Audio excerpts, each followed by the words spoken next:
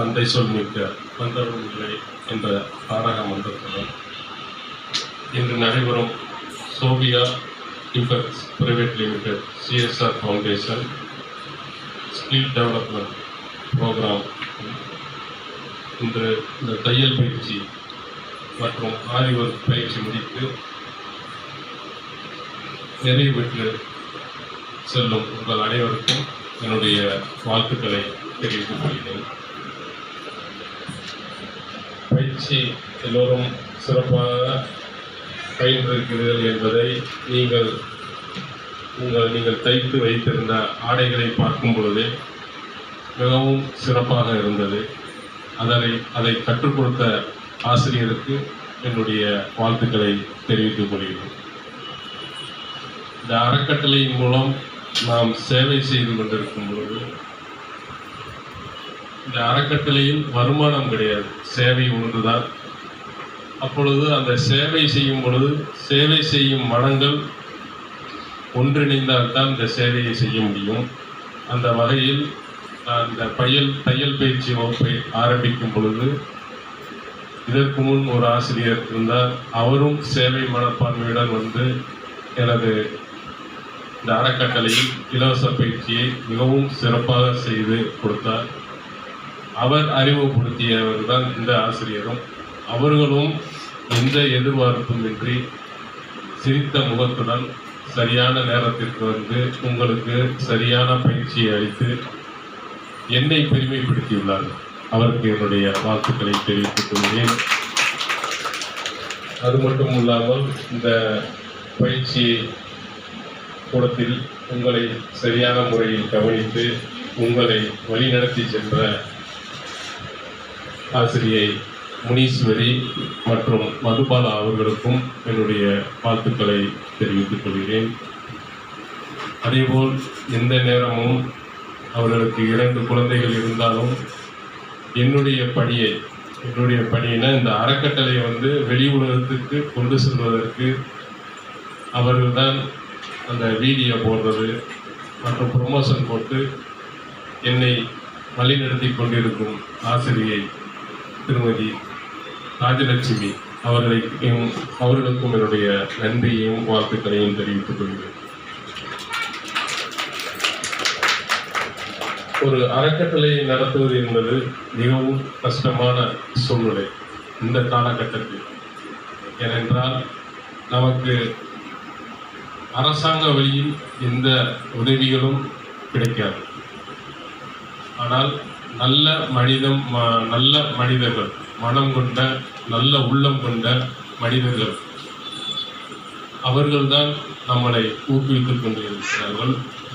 அந்த வகையில் Karur Sobika Impex private limited CSR foundation அந்த மனிதரை நான் நேரிலே பார்த்தது கிடையாது.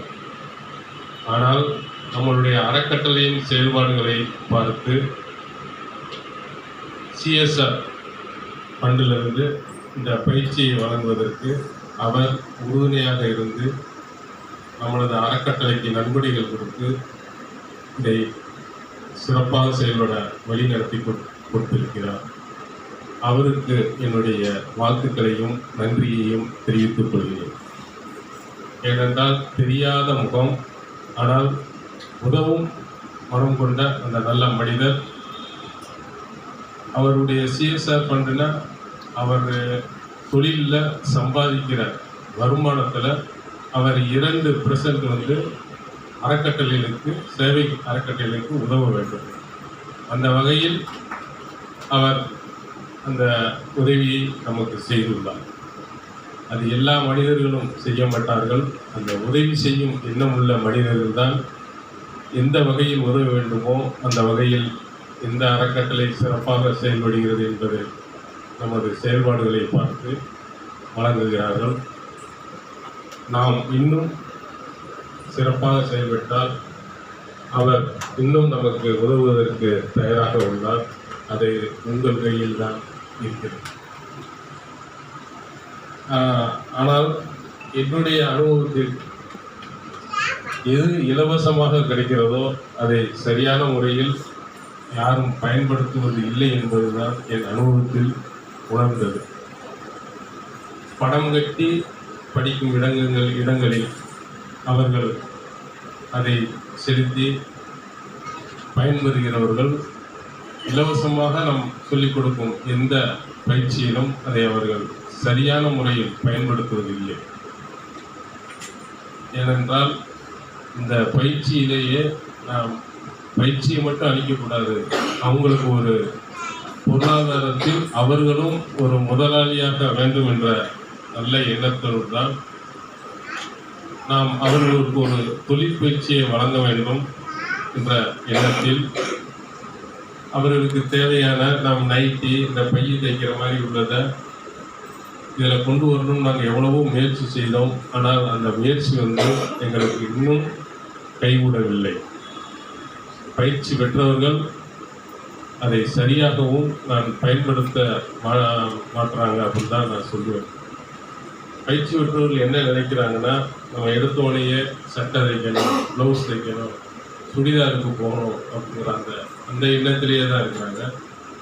அப்படி இல்லாமல் நமக்கு என்ன கிடைக்கிறதோ அதை சரியாக பயன்படுத்தி இதையும் கற்றுக்கொண்டு இதையும் செய்யணும், அதையும் செய்யணும்.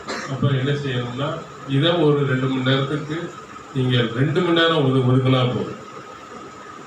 அந்த 2 மணி நேரத்தில் நமக்கு என்ன கிடைக்குதோ நீங்கள் அது வருமானமாக நினைக்காம அதை ஒரு சேவை பணிக்காக கூட நீங்கள் அதை பயன்படுத்தலாம். மிச்ச நேரம் நீங்கள் சம்பாதிக்கிறத நீங்கள் உங்கள் செலவுகளுக்கு வைத்துக் கொள்ளலாம். அந்த மாதிரி தான் எங்களுடைய அறக்கட்டளையும் சில சேவைகளை செய்து கொண்டிருக்கிறது. அதற்கு முக்கிய காரணம் இறைவன் நம்மளை வழிநடத்தி கொண்டிருக்கிறார். அதேபோல் நல்லம் உள்ளம் உடைத்த நண்பர்கள்தான் என்னுடைய பணியாற்றுகிறவர்கள். அவர்களெல்லாம் எந்த எதிர்பார்ப்புமின்றி என்னோடு இதுவரை பயணித்துக் கொண்டிருக்கிறார்கள். அவர்களை போன்ற நல்ல உள்ளங்கள் இருக்கிறதுனால தான் இந்த அறக்கட்டளை சிறப்பாக செயல்படுகிறது. இதற்கு முன் நான் ஒரு பள்ளியை நடத்தி வந்தேன்.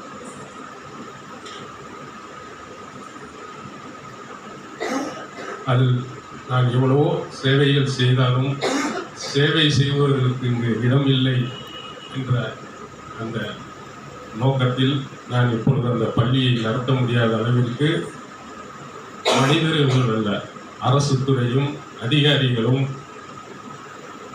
நமக்கு நெருக்கடி கொடுத்து அந்த பள்ளியை நடத்த விடாத அளவிற்கு செய்துள்ளார். ஒரு மதுக்கடையை திறப்பதற்கு எந்த ரூல்ஸுமே கிடையாது. ஆனால் ஒரு பள்ளியை நடத்துவதற்கு பல ரூல்ஸ்களை போட்டு அங்கீகாரம் கொடுப்பதை தவிர்த்து நெருக்கடிகள் கொடுத்து நம்மை நடத்த விடாமல் இந்த பள்ளியவே மூட வைத்து விட்டார். அது அதிகாரிகளுடைய அந்த ஆணவ போக்கு மற்றும் அவர்களுடைய செயல்பாடுகள். அவர்களுக்கு ஒன்றும் கஷ்டம் கிடையாது, மாதம் அவங்களுக்கு சம்பளம் வந்துடும். அந்த சம்பளத்தை வாங்கி கொண்டு அவர்கள் நிம்மதியாக இருந்து கஷ்டப்படும் மக்களை பற்றி அவர்கள் யோசிப்பதே இல்லை. அவர்கள் அந்த கஷ்டத்தை அனுபவித்திருந்தார்கள் என்றால் அந்த பள்ளியை அவர்கள் நடத்த விட்டிருப்பார்கள். அவர்களுக்கு அந்த கஷ்டம் தெரியாது. நாம் இன்னும் அந்த பள்ளியை நடத்தி நாம் கோடீஸ்வரனாகவோ லட்சாதிபதியாகவோ ஆகவில்லை, கடனாளியாகத்தான் இருந்தேன். ஆகவே நாம் செய்யும் சேவைக்கு அங்கீகாரம் இல்லை. நாம் எவ்வளவு சேவை செய்தாலும் மனிதர்களால் அது புறந்தள்ளப்படுகிறது. ஆனால் இறைவன் என்ற ஒருவரால் தான் நம்மளை காப்பாற்ற முடியும். அவர்தான் இதுவரை நமக்கு ஏதாவது ஒரு வகையில், அந்த பள்ளி இல்லை என்றாலும் ஏதாவது வகையில் இந்த அறக்கட்டளையை சிறப்பாக செயல்பட அந்த பள்ளி நடத்துவதனால் என்னால் நிம்மதியாகவே வாழ முடியாத சூழ்நிலையில் இருக்கும் பொழுது இப்பொழுது நான் மன நிம்மதியுடன் காலையில் எழுந்தவுடன் மன நிம்மதியுடன் எழுந்து இரவில் தூங்கும்போது மன நிம்மதியுடன் தூங்குகிறேன். ஆகவே உங்களுக்கு நான் சொல்வது, நீங்கள் எந்த பயிற்சி எடுத்தாலும் நாம் சம்பாதிக்கும் எண்ணம் இருக்கும் பொழுது அதில் ஒரு துளி அளவாக சேவை செய்ய வேண்டும் என்ற நாம் சம்பாதிக்கும் பணத்தில் ஒரு 10% சேவை செய்ய ஒதுக்குங்கள். வாழ்வில் நாம் முன்னேறலாம். இறைவன் நமக்கு துணை நிற்பார் என்று கூறி உங்களை நீங்கள் இந்த பயிற்சியை இதோடு விட்டு விடாமல் இப்போ டெய்லரிங் மிஸ்ஸே இங்கே வந்து உங்களுக்கு சொல்லி கொடுத்தாங்க. இப்போ அவங்க அடுத்த ஸ்டேஜுக்கு போயிட்டாங்க. அது மாதிரி நீங்களும் வந்து பயிற்சி பெற்றுட்டீங்க. எல்லோரும் அடுத்த நிலைக்கு மாற வேண்டும் என்பது தான் என்னுடைய ஆசை. என்னோட கூடயே இருந்து பணி செய்யணும்னே இல்லை, என்னை விட நன்றாக அவர்கள் வர வேண்டும் என்பதற்காகத்தான் நாம் பயிற்சி அளித்துக் கொண்டிருக்கிறோம். அவர்கள் இன்று ஒரு நல்ல நிலைக்கு போய் அவங்க ஒரு கடை போட்டு முன்னேறப் போகிறார்கள். அவருக்கு என்னுடைய வாழ்த்துக்களை தெரிவித்துக் கொண்டு விடைபெறுகிறேன். நன்றி.